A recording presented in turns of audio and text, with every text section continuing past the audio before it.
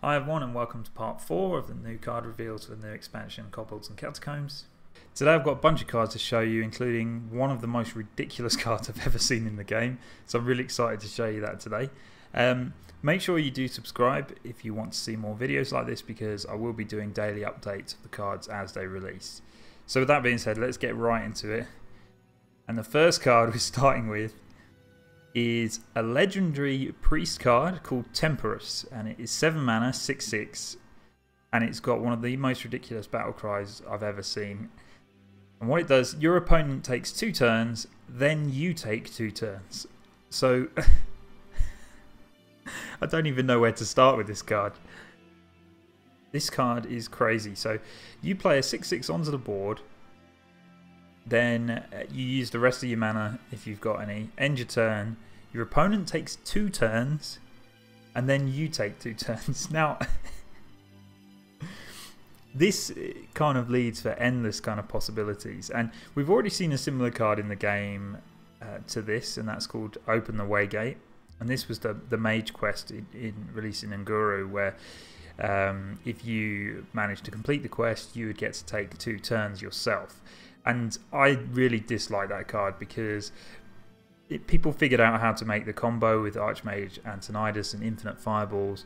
And basically, whenever you played against that mage deck, it was just one person playing. It was them playing the deck.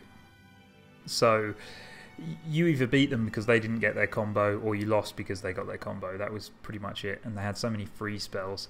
But anyway, I think this has the potential to be much better because it gives the opponent a chance. So I'm thinking if you do manage to survive the opponent's 2 turns, which is possible if you played this on turn 7, depending on what they've already got on their board, they might not have a way to kill you in those 2 turns. You could play a Mogasham Warden, you could play 2 Power Wood Shields on it, put it up to, how much is that, 9-11 health. Then you can play a Divine Spirit, double it to 22, then play another Divine Spirit, double it to 44 health. End the turn, next turn play You're in a Fire, you've got a 44 attack minion that you could just fire into the opponent's face.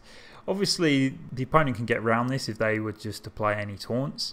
The priest does have ways to deal with that though. You could play various removal spells, like if you kept a Dragonfire Potion for example, that could be quite good to get to clear the whole board. So there is real potential for this to work, but it's going to create some crazy matchups where your opponent's going to be yeah, I mean your opponent's going to have 2 turns, so anything can happen. And another crazy thing that will happen with this card, if you're playing in Wild, if you play it with Bran Bronzebeard, does that mean that your opponent takes 4 turns and then you take 4 turns? I think that's probably what it would mean, so I'd love to try that out. Either way, I think this card is fantastic. It's going to be to lead to loads of crazy games, loads of crazy combos. Whether it's going to be a card that you actually want to end up playing competitively on the ladder, I don't know. But either way, I'm quite happy that this is in the game just to create some more fun, to be honest. So I'm really looking forward to playing it. Next up is another card which I think is really strong, and this is a Shaman class legendary. It costs 6 mana, 7/7, it's called Grumble Worldshaker. Now this has a battle cry of return your other minions to your hand and they cost 1.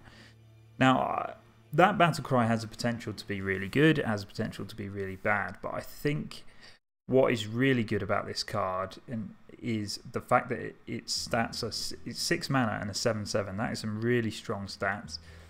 So, secondly, it's an elemental. So this will fit right into a Shaman Elemental deck where you're playing, if you could play this on turn 6, it's got an excellent curve. Because it's an elemental, it keeps your elemental chains going. So it's a really strong tempo play, and it does have a battle cry effect that can be really positive for you.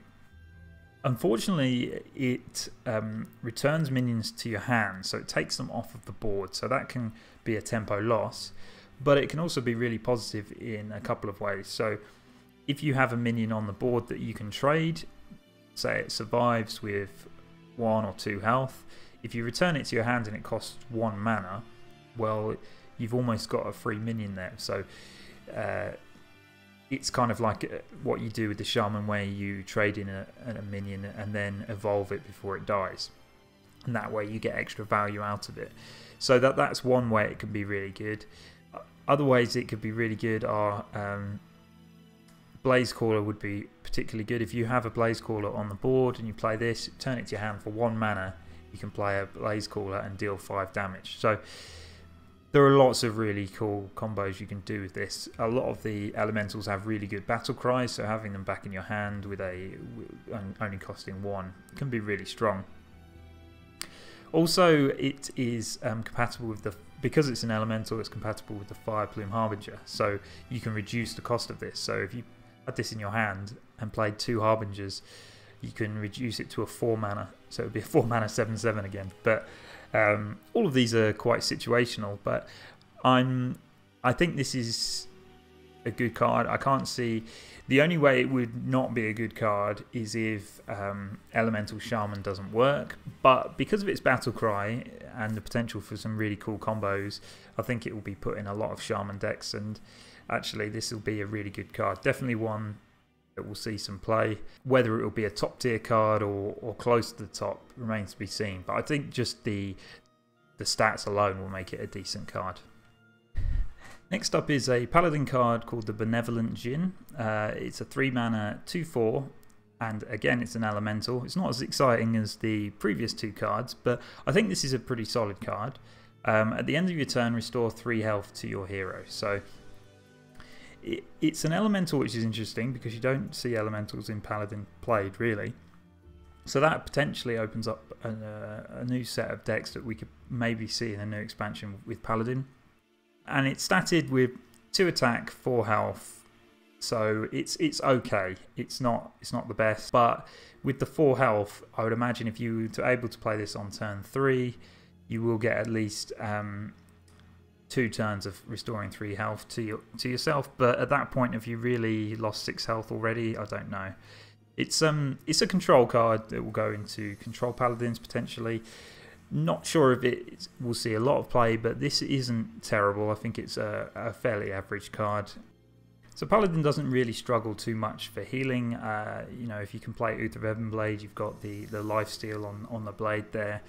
There's Ragnar's Lightlord, lots of other healing spells that I can use, but it might see play. It's we'll have to see where it plays out. If you buffed it, obviously that makes it much better. But I'm not sure if you do have Wicker Flame. I'm not sure. I think I would still rather play him on turn 3 rather than this. But it is a common card. Wicker Flame's a legendary, so there is that. Not hugely exciting, but let's see how the rest of the set shapes up. And maybe this one will fit quite nicely into a deck. So next up we have an interesting rare Druid card. It costs 8 mana. Has attack of 3, health of 5, it's taunt, it's a beast, has death rattle, it's got everything this card, and the death rattle is recruit 2 minions that cost 4 or less. So this is similar to a card we saw the other day, the Silver Vanguard, where it's costed really high, but it has this recruit death rattle where you can potentially get some powerful minions off of your death rattle, but the stats that you play on that turn are really weak. So if you're playing this card, you're unlikely to have much more mana to play with. So it's going to be a really slow tempo turn. It does have taunt though, so it's going to protect you. But the death rattle is going to recruit 2 minions that cost 4 or less. So you can plan your deck out to make sure that you've got some not too many low costed minions in your deck, because with Druid early game you might want to be ramping it early.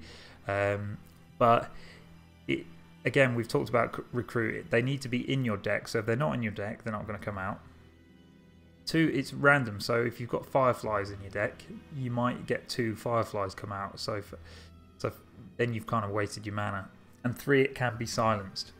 So I don't know about these the recruit mechanic at the moment. It obviously needs some play testing to work out whether it will see play, but it's really difficult to play a turn where you're playing such a high mana with such a low amount of tempo, but we'll see. I'm sure what the recruit mechanic definitely does do is create some interesting deck building ideas and theories, so I'm looking forward to trying them out. We talked about at the start of the video how ridiculous the battle cry on Temporus was, and the potential for some really crazy matchups. But I wanted to end the video by talking about this card called King Togwaggle And this, I don't even know how to classify this card. It is a 8 mana neutral legendary minion. He has stats of 5/5 with a battle cry of swap decks with your opponent. So your deck goes to them and their deck comes to you. Now I'm trying to think in my head why you'd play this card. I mean, what springs to mind is you could have an absolutely terrible deck, just put loads of awful cards in there, either really high cost or just stuff that just never sees play. Then you swap it with your opponent and then you can kill them with their deck, and it's quite funny. But it does give them the ransom spell, so for 5 mana they can swap the decks back again. So I'm not sure I see what the advantage would be of doing this. Obviously this isn't a competitive card. I think they just wanted to put this into the game to create some crazy fun games, and I'm really looking forward to seeing what you can do with this card. But it's I don't know whether I'd be happy or upset if I open this one in my packs when we get to eventually get to do that. But it is going to be really funny. There's going to be loads of cool stuff you can do with this. I don't know. Let me know in the comments if you've got any good ideas that you could play with this deck, because I'm a bit lost for words. Maybe Shadow Step it, play it, keep it in your hand, and then play it again when they swap the deck back. I don't know. Okay guys, I hope you enjoyed the video. Please give it a like if you did. Don't forget to subscribe if you want to see more videos like this, because I'll be doing daily updates as the new cards get released. Thanks again, and I'll see you in the next video.